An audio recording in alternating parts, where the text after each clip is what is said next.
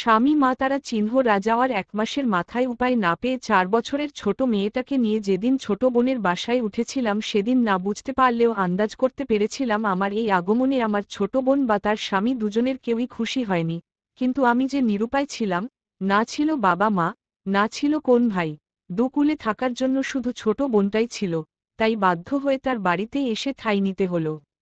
বোনের বাড়িতে উঠেছি প্রায় সপ্তাহখানেক হবে। খেয়াল করে দেখলাম বোনটা আমাকে আর আগের মতো আপু আপু বলে ডাকে না, আমার সাথে আগের মতো নরম স্বরে কথা বলে না। বাড়ির কাজগুলো থেকেও কেমন যেন নিজেকে সরিয়ে নিয়েছে সে। বুঝতে পারলাম সে আমার আপন বোন হলেও আমার এভাবে আগমনে সে মোটেও খুশি নয়, কিন্তু সব বুঝতে পারলেও কিছু বললাম না।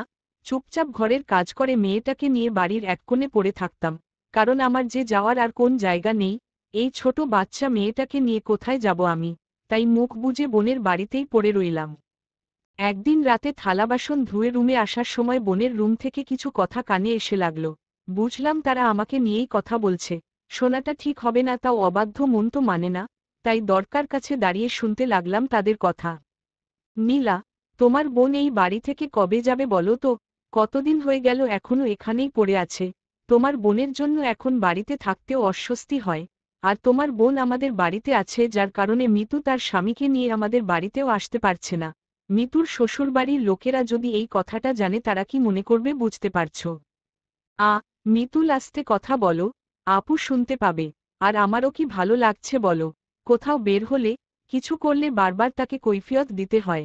তার উপর আমার সব জিনিসও তাকে ব্যবহার করার জন্য দিতে হয়। যত সব উটকো ঝামেলা। স্বামী তারা চিহ্ন রেছে তাই বলে কি বোনের বাড়িতে এসে উঠবে? শ্বশুর বাড়ির কারো গলায় গিয়ে ঝুলতে পারেনি? পাড়া প্রতিবেশীরা কি বলবে? তুমি তোমার বোনকে যত তাড়াতাড়ি সম্ভব নিজের ব্যবস্থা করতে বলে দাও।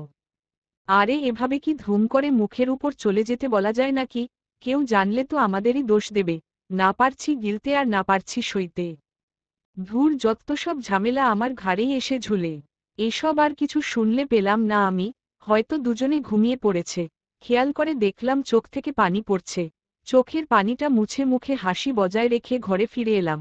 দরজা ঠেলে ভিতরে এসে দেখি আমার ৪ বছরের পিউটা বিছানায় বসে খেলছে। আমাকে দেখেই সে প্রশ্ন করল, আম্মু আমরা কখন আমাদের বাড়িতে যাব? আব্বু কখন আমাদের নিতে আসবে? খালামণির বাসায় আমার আর ভালো লাগছে না। মেয়ের কথা শুনে প্রাণপণ চেষ্টা করছি নিজের চোখের জল আটকানোর। পিউর কাছে এসে তাকে নিজের সাথে জড়িয়ে কাঁপা কাঁপা গলায় তাকে মিথ্যা আশ্বাস দিতে লাগলাম। আসবে সোনা, আসবে। তোমার আব্বু কিছুদিন পরই চলে আসবে। এখন তুমি ঘুমাও মামুনি। পিউ চুপচাপ শুয়ে পড়ল। আমি ওর মাথায় আলতো করে হাত বুলিয়ে দিতে থাকলাম, তবে আমার চোখ থেকে এখনো পানি পড়ছে। আমার স্বামী রাতুল, ১ মাস আগে রোড অ্যাক্সিডেন্টে সে মা তারা চিহ্ন যায়। রাতুলের আপন বলতে তার মা, বড় ভাই আর একটা বোন ছিল। আমার আর রাতুলে বিয়ের কয়েক মাস পর আমার শাশুড়ি মারা যান। রাতুল, পিউকে নিয়ে বেশ চলছিল আমার জীবন, মোটামুটি সচ্ছল ছিলাম আমরা।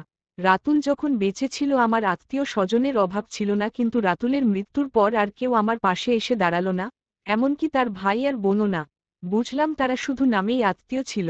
রাতুল যখন বেঁচে ছিল তখন সপ্তাহে ২-৩ বার নীলা আমাকে ফোন করত। তাদের বাসায় বেড়াতে আসলে আমাদের আপ্যায়নের কমতি ছিল না, কিন্তু এখন গোসল করে বের হতেই শুনলাম নীলা কাউকে ধমকাচ্ছে। আমি তাড়াতাড়ি রুমে থেকে বেরিয়ে দেখলাম নীলা আমার ছোট পিউটাকে ধমকাচ্ছে। এই তুই ফ্রিজ থেকে কাকে জিজ্ঞেস করে কেক নিয়েছিস? এটা নিলয়ের বাবার, ওর জন্য এসেছিল আর তুই কিনা সেটা নিয়ে খাওয়া শুরু করে দিয়েছিস। আজ ছেড়ে দিলাম, কিন্তু আরেকদিন যদি না জিজ্ঞেস করে কোন খাবার খেয়েছিস তাহলে তোর পিঠের চামড়া তুলে ফেলবো আমি। যত সব ঝামেলা। নীলা পিউ হাত থেকে কেকের পিসটা ক্যারে নিয়ে ডাস্টবিনে ফেলে দিল। আমি সামনে এগিয়ে গেলাম না, থাই দরজার সামনে দাঁড়িয়ে রইলাম। নীলা চাইলেই কিন্তু কেকটা আমার মেয়েটাকে দিতে পারত, কিন্তু সে তা না রেখে কেকটাকে ডাস্টবিনে ফেলে দিল। এখন প্রায় বিকেল 3:30। আমি আমার সব জিনিসপত্র গুছিয়ে নিলাম। আর যাই হোক, যে বাড়িতে আমার মেয়েটাকে সামান্য কেক খাওয়ার জন্য কথা শুনতে হয় সে বাড়ি আমি আর আশ্রয় নেব না।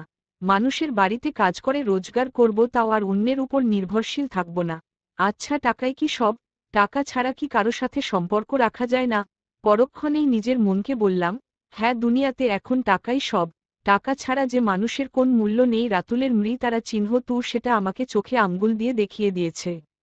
নীলা আর তার স্বামী চাইলেই আমাদের সাহায্য করতে পারত, তাদের সে সামর্থ্য আছে কিন্তু তারা তা করল না। নীলার স্বামীর কথা না হয় বাদ দিলাম, নীলা তো আমার নিজের বোন, সে কি করে আমার এই দুঃসময়ে এরকমটা করতে পারল? সে কিন্তু চাইলেই তার স্বামীকে বুঝিয়ে আমাদের তার বাসায় রাখতে পারত, কিন্তু সে উল্টো আমার বাচ্চাটার সাথে খারাপ ব্যবহার করছে। ঠিক আছে, থাকো তোমরা তোমাদের টাকা নিয়ে। যে টাকার জন্য তোমরা আমাদের সাথে সম্পর্কটা শেষ করলে, একদিন সেই টাকার জন্যই তোমরা আমাদের সাথে আত্মীয়তা করতে আসবে। এগুলো ভাবতে ভাবতেই ছোট পিউকে নিয়ে জীবনযুদ্ধে নেমে পড়লাম। নীলা আন্ডারস্কোর সমাপ্ত আন্ডারস্কোর টাকাই আন্ডারস্কোর কি আন্ডারস্কোর সব।